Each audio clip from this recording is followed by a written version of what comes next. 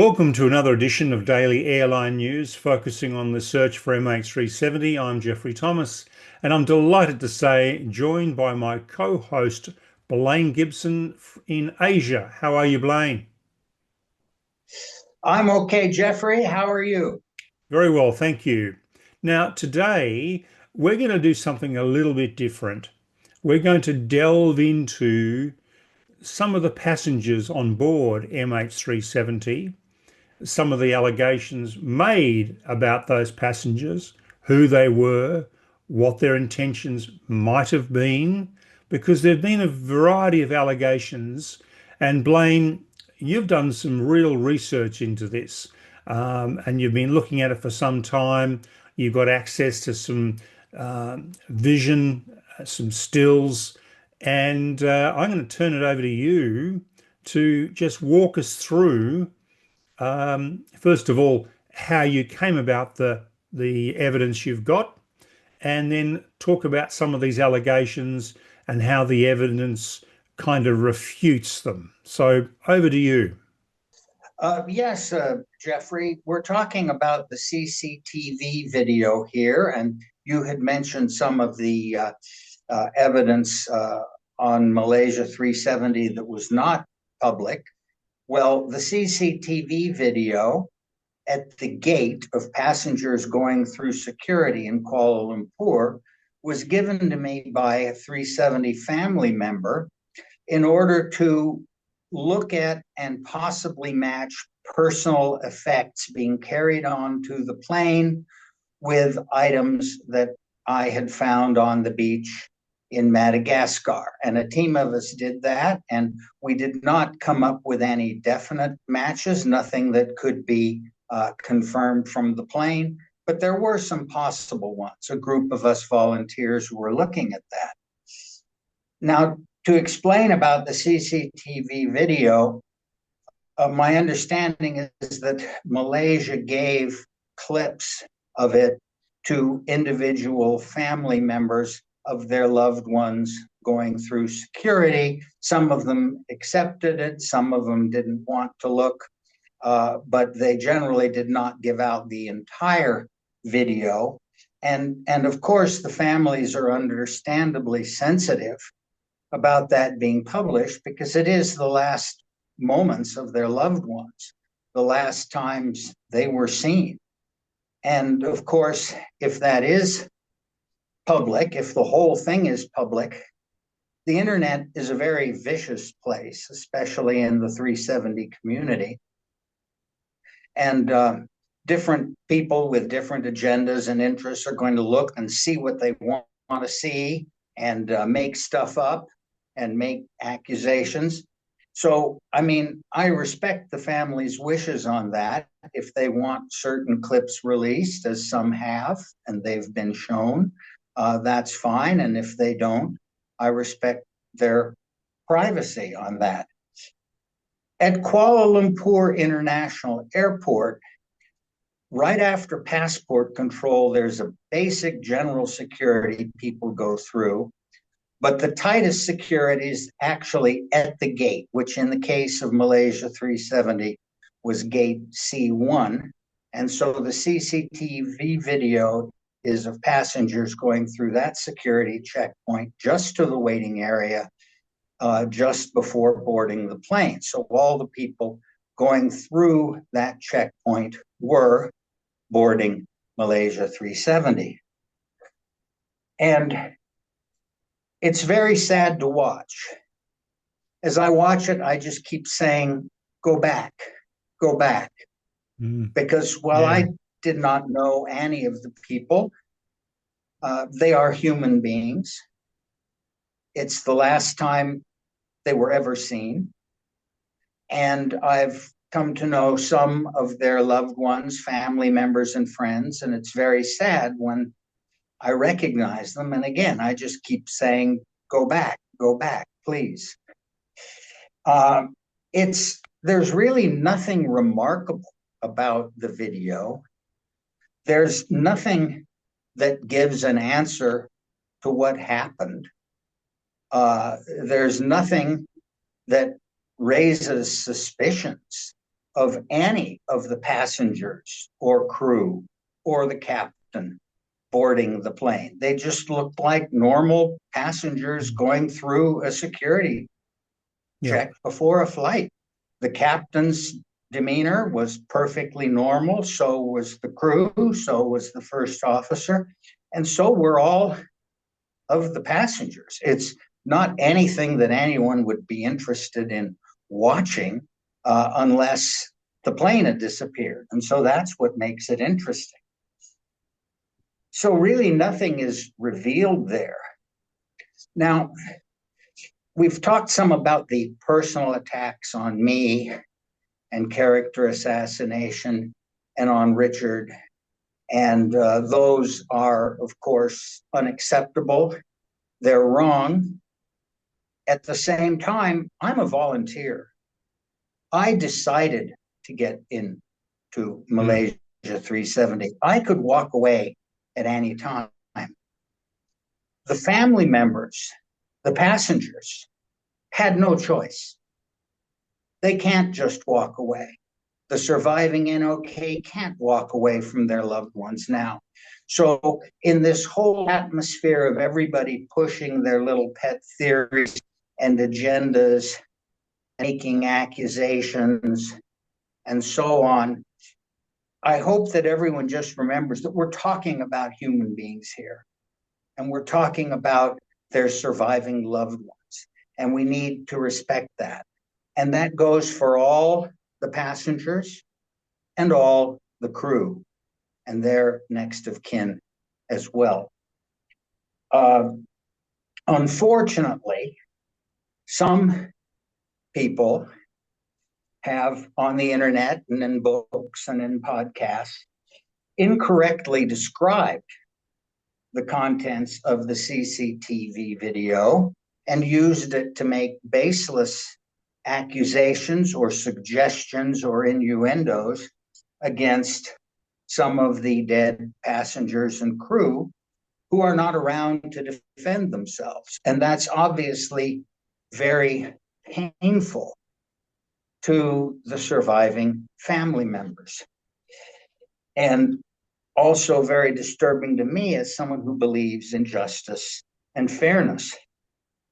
For example, from one passage in a book written by someone who saw the CCTV video, wrote that 1 year later, an American blogger was to suggest that the Ukrainians could be suspected in the MH370 disappearance,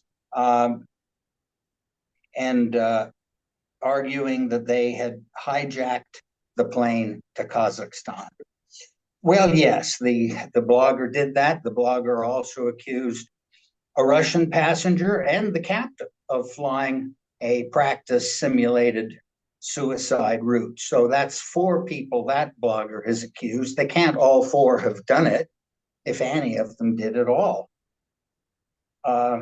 Anyhow, this person writes, the 2 Ukrainians arrived together in the last few minutes of boarding, and they look far more energetic than their fellow passengers. No, not true at all. They arrived in the middle of boarding. They didn't look more energetic at all in the way they set their bags on the conveyor belt, left the conveyor belt. One of them was subjected to the secondary inspection where they opened the bag up, and they just casually then left slowly. Nothing energetic, nothing suspicious. They have the physiques of US Marines and wear body-hugging black t-shirts. That was also written about them. No, they don't have the physiques of US Marines. One of them kind of had a belly, and they weren't wearing body-hugging black t-shirts. As you can see, one of them is wearing a bright lime green t-shirt. One is wearing a black and white t-shirt and a leather jacket, and both are wearing blue jeans. So I don't know what movie this writer saw and the people who have repeated it saw, but It wasn't the CCTV video. That wasn't what happened there. The passage goes on. Each has a large carry-on bag, and they whisk them onto the conveyor belts with practiced ease. No, one of them had a roller bag and was subjected to secondary inspection where they open it up. They weren't large bags. They each had a small carry-on that looked like maybe it was a small laptop computer case. But this description is just totally inaccurate. And it goes on, of all the passengers who board the flight, if you were to pick out two as being hijackers, the Ukrainians are the ones who best look the part in terms of age, physical condition, appearance, and body language. No, not at all. I don't know what movie this writer saw. It's like she went to the theater and went into the wrong theater and saw another movie, but that wasn't it at all. They just looked like two passengers going through a security check. Boring, nothing remarkable, nothing energetic, nothing suspicious. And that's true of all the passengers and all the crew on the plane. So Blaine, have you seen all the CCTV footage? Yes, I've seen all of it. It's Yeah. So in many you different can segments, but I have seen it all. And I can tell you, I don't notice anything remarkable in it, so other than so that people have misrepresented it.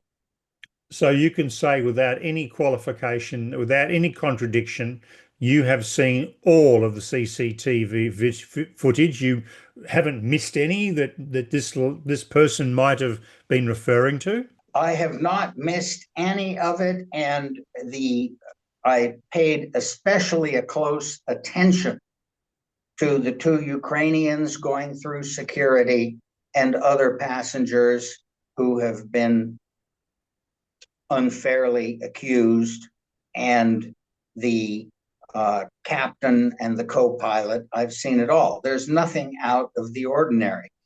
And So they're so not the Blaine, only ones who were yeah. accused. There are others. So Blaine, the imagery we've been showing on the screen now, these are the two Ukrainians, I take it. Yes, those are screenshots of the two Ukrainians going through Yeah. security, and there are also some others I've provided you, Yes. because they were also unfairly either accused or implied or implicated. So For example, if you'd like me to go into the other one, yeah, one please. Yeah. podcaster and Netflix presented a baseless scenario and reenactment in which a Russian in business class allegedly hijacked 370 from the avionics bay, killed everybody on board through cabin depressurization, and somehow survived using his oxygen tanks, masks, scuba gear that he had somehow carried on board. No, not at all. You can look at the picture of the Russian in business class carrying his small shopping bag and small carry-on, maybe a laptop, onto the plane. He had left his scuba diving trip in Bali early to fly back to Russia to be with his wife for dinner on March 8th, International Women's Day. And when you look at the picture, he looks like someone who's just going home, maybe with some gifts for his wife in this yellow bag. He's just a regular passenger. He doesn't have these huge things that would be required in order to try to take over a plane from the avionics bay, and oxygen and scuba gear to withstand the cold and all this. No, it just didn't happen. And the CCTV video doesn't lie. It tells the truth. These are regular passengers getting on a plane. So in actual fact, if you were to watch all of the CCTV vision, it would probably put you to sleep because it's so boring. It would put you to sleep because it's so boring. The first time you'd be looking very attentively, wondering if you're going to see something, but otherwise it's just boring. But really, it's just overwhelmingly sad because you know that Yeah. are these are human beings walking to their deaths, and it's got to be incredibly hard for the family members to watch it. I know that some of them have. They have spoken to me about it. That I keep in confidence and what they thought of it and how they felt. But yeah, it's painful. And for, And same with the captain. There's nothing unusual about the way he presents himself at security. He gets the customary pat down that they give to the captain because they know that he doesn't need anything to take over the plane. But he goes through the security check as normal and receives the pat down, and he's body language, he's acting perfectly normal. And they compared it to how he went through security on earlier flights and found no difference. mm, look, indeed, and one of the things is we've chosen not to show the CCTV vision. We are showing some screenshots to illustrate what Blaine is saying, Yes. but we're limiting it just to the two Ukrainian gentlemen and the Russian gentleman, and we're choosing not to show any others because it would be painful to the relatives left behind. And also, one reason that it's not good to show the whole video is that there are a lot of passengers going through. And so you'll catch the faces of people going through who aren't the ones that were targeted or that we're discussing at all. They're just in the Yeah, screenshot sure. and in the video. So I tried in the screenshots to cut out as many of those as I could. Yes, indeed. But the main thrust of it is to show the two Ukrainians who didn't fit the description in that particular book you're referencing at the moment, and the blogger's reference to them, as far as the Russian is concerned. Those folks who have written those things and televised those things, uh, clearly what they're saying is not true. Clearly wrong. I mean, it is a totally inaccurate description of the Ukrainians, the most absurd being saying that a black body hugging t shirt, it's a lime green bright t shirt. I And it mean, come doesn't on. It doesn't even look body hugging either. No, it's not. No, It's not, and no, he has a bit of a belly. Sorry to yeah, say, but not a U.S. Marine. no. Um, I'd like to, if I can, talk about my personal knowledge from my own Sure. investigation to one dead passenger who has been very sadly maligned and continues to be, even though he's been cleared of any wrongdoing. These were the two Iranians. There was Syed and Puria, who were on the plane. And I know about Puria because I and my team contacted his mother to learn what we could early on. They were traveling on stolen passports, yes. However, they did not steal the passport. The passports they obtained through a racket in Phuket, and I know about this racket because I've been to Phuket. You rent a motorbike, you give your passport to the company, and they then get in touch with these racket who do trafficking of people and not false ID, but wrong ID for the person. And what they do is they match the photo in the passport to the potential customer and get money for them to use the passport to travel because they look enough like the person that they might be able to get through. It's a racket. in Phuket. But it's not the fault, it's not organized by the people who are just trying to seek asylum in Europe. And so what happened with those were that these two Europeans had their passports were stolen, and then they fell into the hands of this racket that was out trying to get money by getting uh, paid by people who wanted to use those passports. It's common also in the United States for Mexicans who are illegally in the United States to get green cards, pay something to use a green card to cross the border to these coyote groups. Now, in the case of Puria, he in fact, Syed also were cleared by Interpol, FBI, Malaysia, of any wrongdoing, of any involvement in the disappearance of the plane. They were simply going to Europe, fleeing the mullahs in Iran for a better life. And I checked into it myself. I and my team contacted Puria's mother. She was waiting for him in Germany, missed him very much.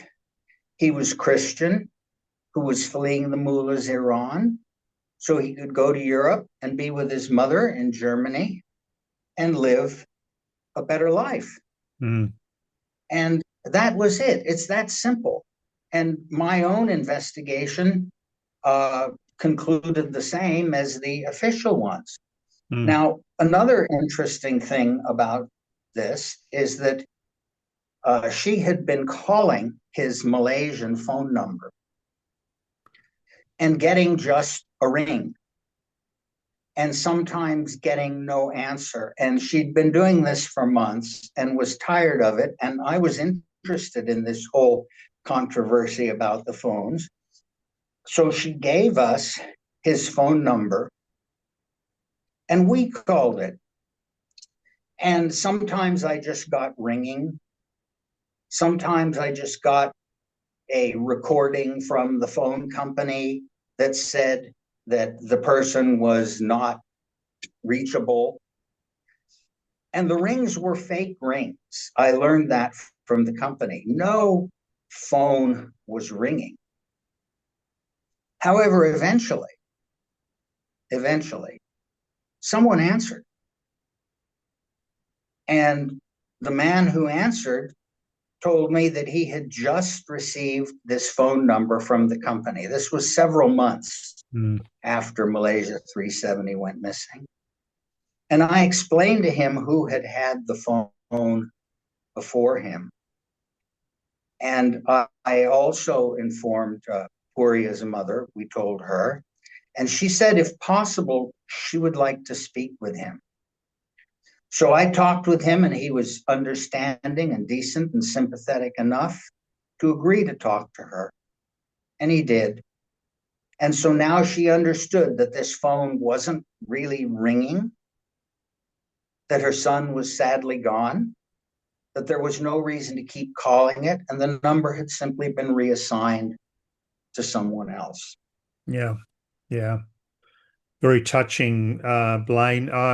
It's interesting, with the geopolitical situation at the moment, um, the West doesn't like Iran. I've actually been to Iran in a previous life. I was there in the 90s, in the mid 90s. I was there for a month working for a British bank. Um, And one of the things that struck me about Iran is that the people are just really, really lovely. They're Persians. They're not, they don't look at themselves as Iranians. They think that they're Persians and they hate the mullahs as much as everybody does. And Yeah. interestingly enough, two of my best friends are Iranian. They're both in the United States. One of them's Reuben and the other one is Najim. I won't give any more detail than that, they're both outstanding people, really beautiful people. And Yes. whenever I go to LA, I look forward to having dinner at a Persian restaurant. That's what they're great. Um, but yeah, I mean, have you got some pictures of these two Iranian gentlemen that we can share with the viewers? Puria is innocent. He was Yeah, just going to be with his mother for a better life in yeah, Germany. He's been yeah, cleared, and yet still people try to politicize this and yeah, falsely claim that he was somehow involved in the disappearance. No, he wasn't. He was just on the wrong flight in the wrong place at the wrong time, and it's tragic. And I just call on everyone to yeah. please remember we're dealing with human beings here and their Yes. surviving loved ones who miss them. Yeah, no, I look, I couldn't agree more with that sentiment, Blaine, and I think you've explained it extremely well in this special edition today. And I'm sure the viewers will be very touched to hear these stories that you've related. And it's nice to be able to show the viewers concrete proof that the descriptions that have been labeled on these people are clearly not true. And of course, in the case Yes, of the Iranians, it's great to hear the backstory of how they were simply asylum seekers going to a better life in the West, and escaping persecution, which we know that the persecution is terrible there in Iran. yes. So yeah, look, that's great. And viewers, that's all we've got time for today. But I'm sure you're going to have many, many questions for Blaine. And so we'll circle back. I think we're going to circle back on Thursday or Friday, are we not, Blaine? We've not narrowed that down. Um, That's fine, up to you. You yeah, set the schedule. I'm ready to answer questions about this episode and also any about debris. There are still a few of those around. there are, and also you're going to have some new information about debris for us on Saturday, and that'll be a really Yes, I will. exciting episode too. So we're going to see a lot of you this week, Blaine. So which will be great. It'll be good. It'll be good. So, viewers, thank you very much indeed for watching. Please subscribe to us. Please like us. Please send through the questions. We really do appreciate them. And Blaine, thank you very much indeed for your time and your work on this very sensitive and very important subject. And thank you, Jeffrey and Richard, and all viewers for your continued interest, dedication, and caring to be sure that this mystery is solved. Thank you.